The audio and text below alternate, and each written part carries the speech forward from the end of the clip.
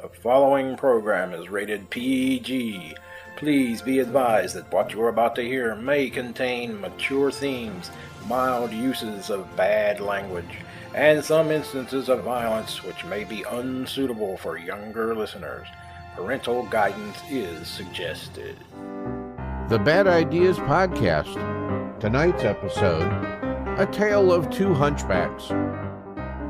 Right, hello there folks. I'm Lee, and today I'm joined by Matthew, standing opposite me on the other podium. And today we are going to debate which was worse. No, wait, were we debating which was better, or do we agree on which was worse was easier? which is better, I think is better. Okay. It's a lot, again, forced to defend, both of us complaining about how the other one is terrible is okay, but I think it's a bit more entertaining to force us to suffer whilst we defend things that we despise. I think it makes for better. Hey folks, welcome to the pilot edition of As of Yet Untitled Podcast. The idea was something Matthew just suggested, where we look at a popular Disney movie and then compare it to its bootleg. But then we both quickly realise that's really unfair to the bootleg. Yeah, Disney is a multi-billion-dollar corporation as opposed to places like Golden Films and Filmation, which they aren't.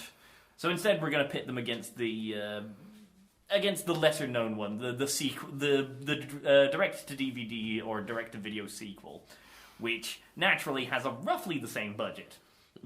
Those famous direct-to-VHS sequels throughout the 90s when we were growing up as kids. Every other week there was a brand new direct-to-VHS sequel. Because we all wanted to find out about what happened to Mowgli after the events of Jungle Book. And, we so badly wanted a prequel to Little Mermaid and a prequel to Bambi. You know what? Actually, to be fair, all the people on DeviantArt desperately wanted that Jungle Book sequel, specifically because that meant that they could do some more car hypnosis fetish stuff that they had just for drawing stuff. And that line's probably going to get cut out, but it's the truth, and you can't silence that. So we are going to start off with something we watched together. The original Disney sequel to Hunchback of Notre Dame, whose full title I cannot remember. It was literally just Hunchback of Notre Dame 2. What, no subtitle like Theft of the Bell? No. Nothing cool like that? Nope. Or Quasi finds love? Bold of you to assume Disney cared that much. I mean, figure the Recess films got subtitle things afterwards. Recess the movie. Taking the 5th grade. That was just the last 5 episodes that they didn't have a time slot to throw on there, so they just made them into a movie. Kim Possible the movie, A Stitch in Time. A Stitch in Time, and yes, that's literally just a 2-parter that they threw together into a movie. Yeah, there's a movie over here. Yeah, no, I'm saying that it is, but if you go onto Disney Plus, and they've actually got it as it's not a movie. It's just 3 episodes of the show. We like to also thank Disney Plus for putting all these questionable movies on their service. Totally worth that roughly £5 a month, I think. There's also good stuff on there. Have you seen Mandalorian, folks? You should. Anywho, so we took a look at the Golden Films Hunchback of Notre Dame alongside the Disney Hunchback of Notre Dame 2. I will be defending, as best I can, the Golden Films Hunchback of Notre Dame, as I have a history with Golden Films. On my old podcasts, I covered a couple of their movies, including the Atlantis one with a very questionable scene. Well, I will be defending Hunchback of Notre Dame 2. I will be the Disney stan in this, and also mainly I'll be defending it because Lee is across this very expensive-looking set that I promise you, it is here. We have built it all. It does exist. But the thing is, he also has a gun, which... And if he managed to escape me, well, he's got to contend with my brother, who has the sledgehammer outside the door. I'm not kidding. Please call the police. Just dial 999, please. Help. Get back on your podium. What did we agree on? I said I wouldn't tie you down this time if you agreed. Anywho, so let's begin, shall we? I think the first thing we both can agree on is Victor Hugo would have hated both of these films. yes. If you listen quietly, you could probably hear his ghost screaming in the distance. No. If you listen, if you put your ear to the ground, then you can hear him still turning in his grave. And at this point, I imagine we could probably hook him up to a dynamo and power Paris. So, shall we? I'm going to go with one bonus for this film. With this film, you don't need to have read the book, because only 2 characters from the book show up in this movie, namely Quasimodo and Esmeralda, who I don't think is actually called Esmeralda in this version. I'll be perfectly honest, I cannot remember. I watched it, I watched it, and I can say that that's the one thing I remember, and that is why the Disney sequel is better. I mean, granted, you know, it's not an adaptation of Victor Hugo's novels, and ultimately it makes no sense in the sense that at the end of the original novel, but yes, Phoebus was the only character that actually survived the original book. Everybody else died. They actually died in pretty horrific ways if you read the book. Clopin, the feisty little jester guy that's always dancing around and is so happy. Yeah, he cops it through the eye with an arrow. That's fun. We get to see, yes, Quasimodo. Quasimodo survives the battle. Esmeralda doesn't, and but he dies afterwards when Esmeralda's corpse is thrown into a mass grave along with all the other gypsies that died there. And yeah, he just crawls over to her body, lies next to her until he starves to death after a couple of days. So it's a wonderful book. Yeah, and Phoebus survives specifically because naturally he's wanted by the Rozzers, but he escapes to another part of Paris where he marries into a very wealthy woman who is also a colossal bitch queen and never lets him do anything else. They got his characterization in the movie entirely wrong in the Disney film. No, Phoebus is probably the main antagonist of the book. He is not a hero in the slightest. He is just a man who wants to get his end away with Esmeralda, and afterwards, after he was done, that's when Frollo actually tries to kill him in the book, and then he frames Esmeralda for it. Phoebus survives the murder, but he doesn't come forward because he's afraid that Frollo's going to try and murder him again. And so he's just like, I could come forward and tell people I'm still alive, or I could let Esmeralda get killed. It was a good time, but I've had what I want, love. Bye.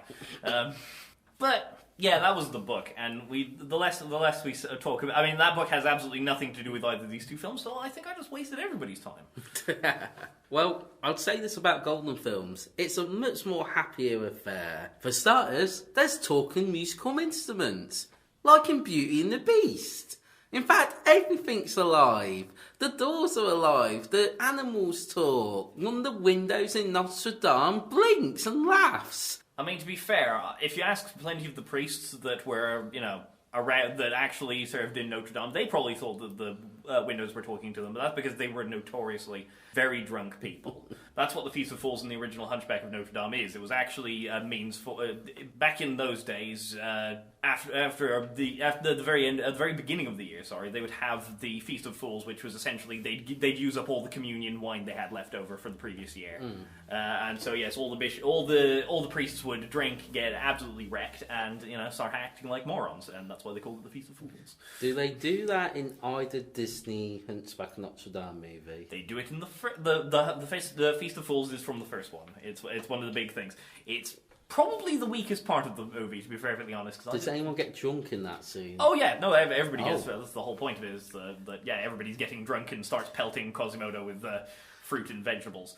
So what you're saying is the second Disney film needed people getting drunk and pelting Quasimodo fruit and vegetables. You know what? Probably would have made it better. It would have been something, as opposed to this film, which is a whole lot of... But I'm supposed to be defending it, so actually, no, it would have made it bad. It would have made it so much worse. Trust me, it would... Oh, I would have ruined this film, because this film is a masterpiece. It's better. It's good. It's better this way. Moving on, every great hero, and in both films Quasimodo is the hero, every great hero needs a villain. Your version, the villain is... Well, in the first Hunchback of Notre Dame, has Judge called Frollo, who is probably one of the greatest Disney villains of all time. And let's leave it at that. Yes. Because we are discussing the second film. So let's discuss the villain of the second film, whose name I've forgotten. I was really hoping you wouldn't ask me about that. His name is Sarouche, and he's the best villain ever. I mean, he's a true narcissist. He is an evil man who you just want to see him get his comeuppance, because he is a character who is the opposite of Quasimodo in the sense that he portrays himself as some beautiful man, but he's tremendously ugly on the inside, and it makes it a nice sort of it makes a nice dichotomy between the two of them. I mean, well, who's the villain of the Golden Films one then? Oh, he's the greatest villain of all time, Jean-Claude, who essentially is what happens when Gaston and Dick Dastardly do the fusion dance and then somehow wind up with a Spanish accent. Truly, he's the greatest villain. Well, I'm not joking, folks. Go and look up clips from this movie. That is clearly Gaston from Beauty and the Beast. First they freaking bootlegged the talking musical instruments, now they're bootlegging Gaston. I'm not joking. And that's why I think this movie is better, because it is trash, it knows it's trash, and that's why it's good. You make a specious argument. Yeah, you should accept that it's a better film because it doesn't make it doesn't try to make it light that it's trash. No, Hunchback of Notre Dame 2 actually does something that the Golden Films one, I guarantee you, did not do, in the sense that it actually tried to do some fun things with the animation. The only problem with that is that, yeah, it doesn't have the budget to do that, because it's trying to make a movie from what we heard about, is the same budget as a episode of Goof Troop, which when you consider that you've already had to pay, some quite big name actors and actresses in order to get them involved, including Haley Joel Osment for some reason. For those of you who don't know, he does a lot of stuff with Disney. He was Sora in Kingdom Hearts as well as Chip in Beauty and the Beast, so that's even more Beauty and the Beast, because apparently Disney has this thing about, Disney and all of Disney's bootleggers apparently have this thing with mixing up all their French movies together. I'll give this movie credit that I did notice the Disney sequel did not do. People attempt to talk with a French accent in the Golden Films one. Yeah, I can't argue with that. But at the same time, I'll make the same argument I make with everything like that. And being that everybody is talking to each other, because of how France works. France, at this point in time, was huge and vast, and French wasn't actually a language yet, or at least if it was a language, it was a very small dialect. Just sort of, because France had many, many, many thousands of dialects all over the country, so no real unified language at this point, which means that ultimately this is so them all speaking with these American and British and French and all these different accents sort of going around and all these different dialects. Ultimately, I like to think that they are talking in French, and this is just how French people hear each other. So it's like the comedian circuit from Doctor Who.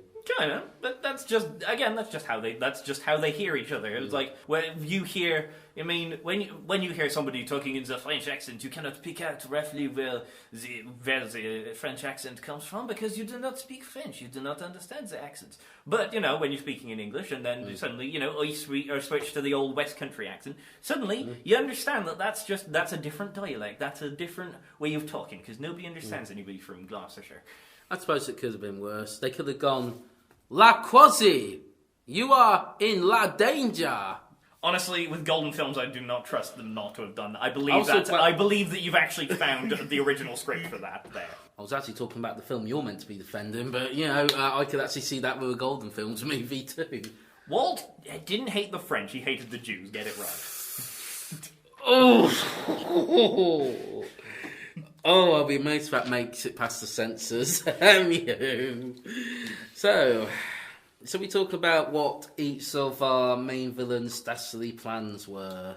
Go on then. What's your villain's dastardly plan then? He basically wanted to marry Esmeralda, otherwise, if she didn't, he was going to throw her and the family into jail, I think. The problem is with Jean-Claude is he's such a big commanding presence in this film that he takes up so much of the movie that you forget Quasimodo's actually in it, because most of the film is about the musical instruments trying to rescue, I think Esmeralda's her name. In fact, I'm pretty sure she has 3 different names in this film. But that is not the point. That is just shows that they believe in the strong storytelling of their bootleg Beauty and the Beast talking instruments and household objects. You know what? I'll concede this point to you, because I can't even bring myself to defend Scarouche. He's just terrible. He's just Oh my word, he is. I don't think you've not seen the original Hunchback of Notre Dame, so you cannot truly appreciate just how much of a step down from Frollo he really is. Like, oh my god, it's just. I have your son, Captain. Daddy, save me. Little Haley Joel Osment acting his little heart out there when he really doesn't need to. He's too young to truly appreciate that this is the time where you just phone it in. You don't need to give your all for something like this. Just let it slide. But that being said, Sarouche has some interesting part. I mean, again, he's actually a fat, bald, ugly guy. He's pretty makeup and all that sort of stuff. So it shows the whole dichotomy of the good inside of the evil, or the prettiness inside of the evil, and how even though Quasimodo is a frightfully hideous-looking man, he's still a good person inside, and he's the more beautiful of the two. Whereas in the Golden Films version, not only was he the better person inside, he was also the better person outside. Because it turns out he just had to stand up straight properly throughout this entire movie and comb his hair back a bit, and then he just becomes this hunk who at the end of the film starts breakdancing. Make me remember that was a thing that happened. Actually, there's 2 points I'd like to bring up that I just remembered. One, Golden Films did try to do some of the animation. It didn't really work because they couldn't get continuity right with day and night shots, and also some characters sort of just disappeared for 2 seconds during movement scenes and swapped clothes colours during dance numbers. But they tried. They tried with what they had, which was probably very little. I also concede the point that Hunchback of Notre Dame has a couple of borked animation bits as well. Specifically, if you try to watch it in widescreen, you'll notice that it wasn't meant for that. That's why there's several bits of the animation which you'll see are missing near the edges. So, like, if you see a rope suspended across the entire screen, you'll notice the rope doesn't go to the edge of the screen. It just kind of stops halfway through. It's not really noticeable until you notice it the first time, at which point you start looking for it and you see it constantly. And I'd like to also point out a second thing I was going to bring up is this movie has an amazing twist that comes out of nowhere and no one sees it coming. And that is Jean-Claude and Quasimodo are brothers. You lie, sir.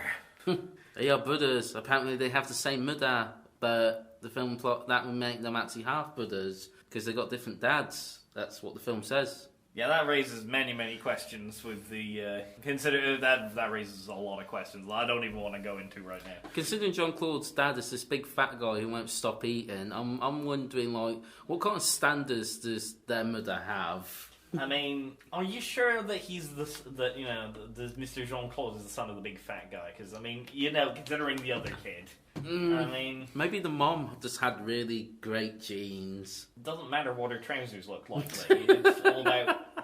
Right, I think the next thing you should talk about is the one thing which I can actually defend this film on properly, like, wholeheartedly, not actually joking with this point, is how do the love interests hold up in this one? How good is Esmeralda in the Golden Films? Oh, she's great. She's an actual witch, which I just remembered as something that frigging Jean-Claude guy was against. Boy, and they talk about burning her, but they don't burn her. And then she's got these magic powers, and it's implied that everything she touches comes alive, including the bricks in her prison cell that come alive and, come out of the brickwork and dance with her. And then she puts back, even though she could have escaped. Oh boy, rev up those torches and pitchforks, because I sure am ready to burn some witches. Although this is the 17th century, so chances are, she probably would have been burned if she did anything else heretical like maths.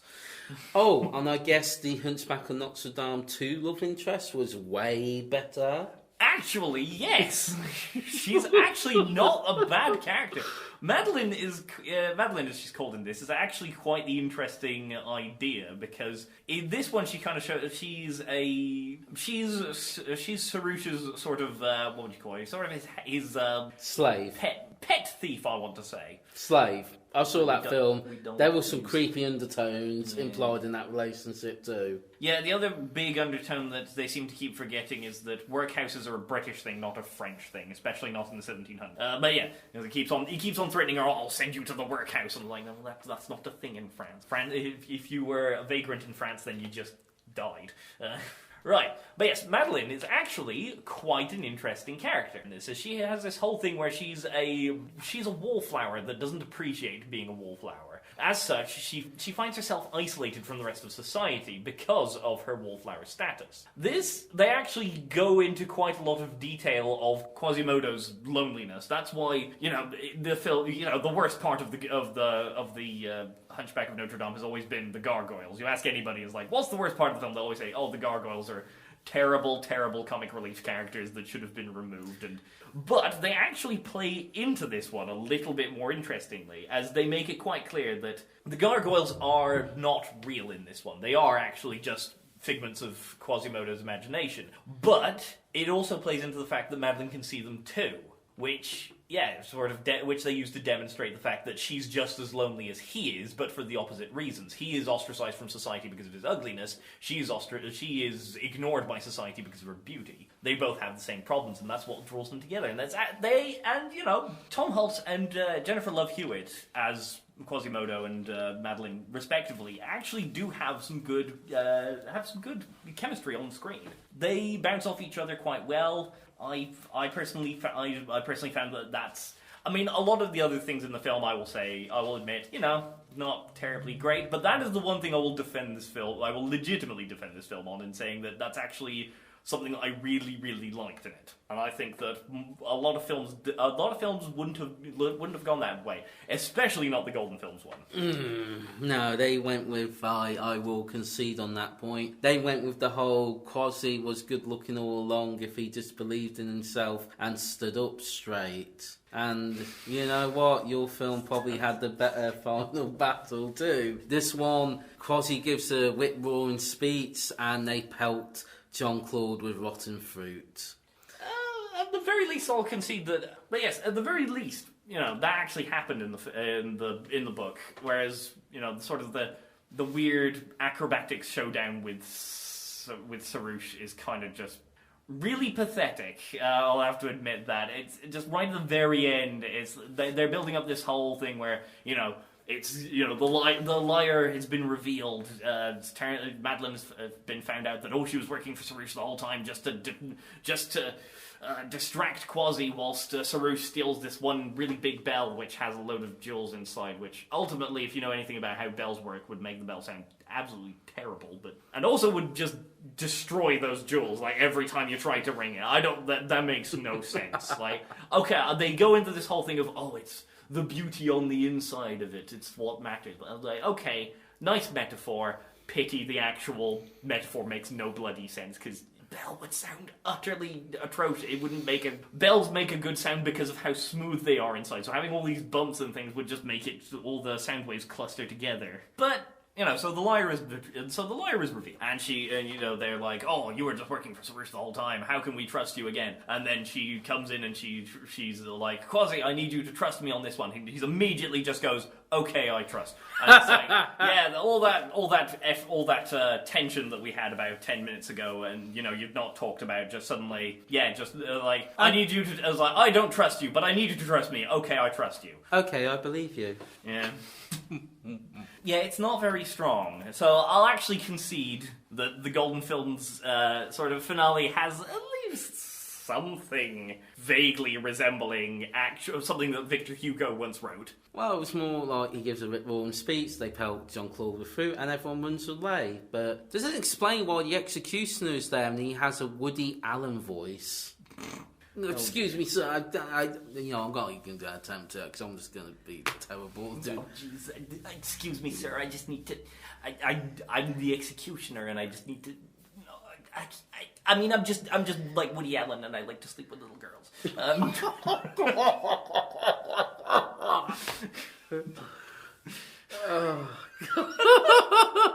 don't think that will make it sense. Still one of the best lines in The Simpsons is from my Woody Allen impression. Hello, I am a neurotic nerd that likes to sleep with little girls. Hey, it's not my fault that he...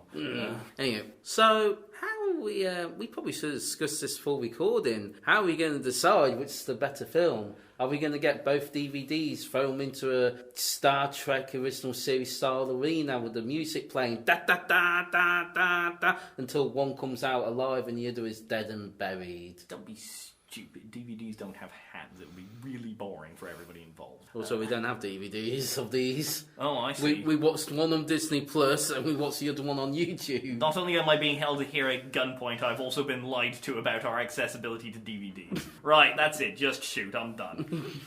In all seriousness, I think I'm happy to give... I think that we should probably just come to an agreement. So, honestly, if you had to sit down and watch another one, which would you watch?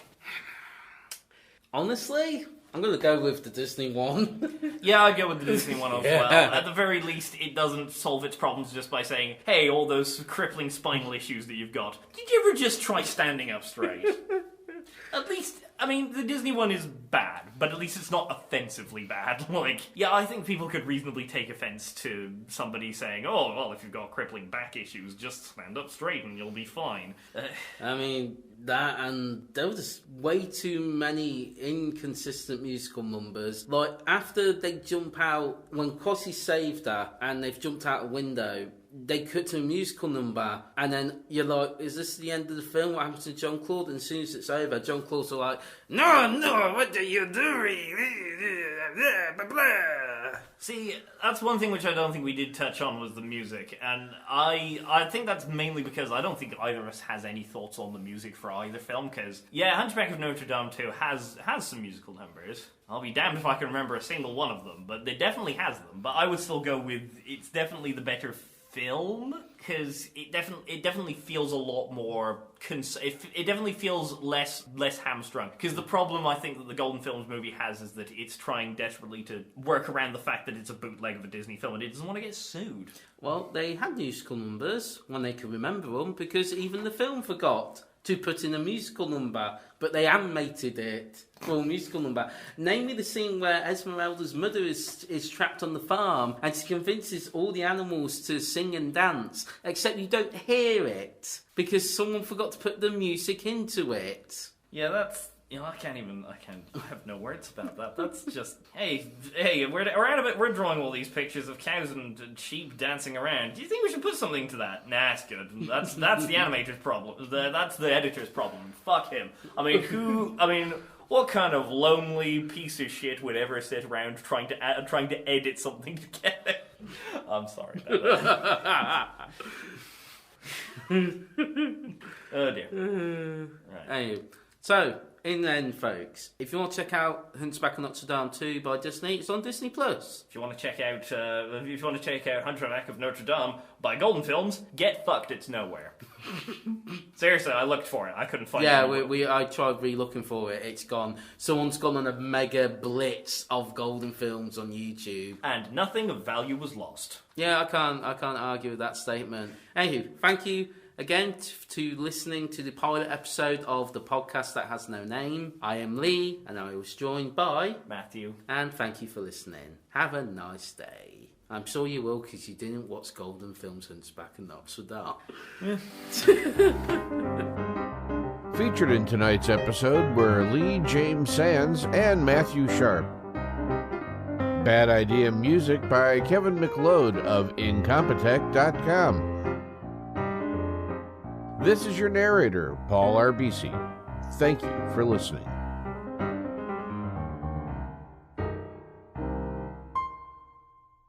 This program is copyright 2023, all rights reserved, and is brought to you by Dream Realm Enterprises, always warping to new dimensions.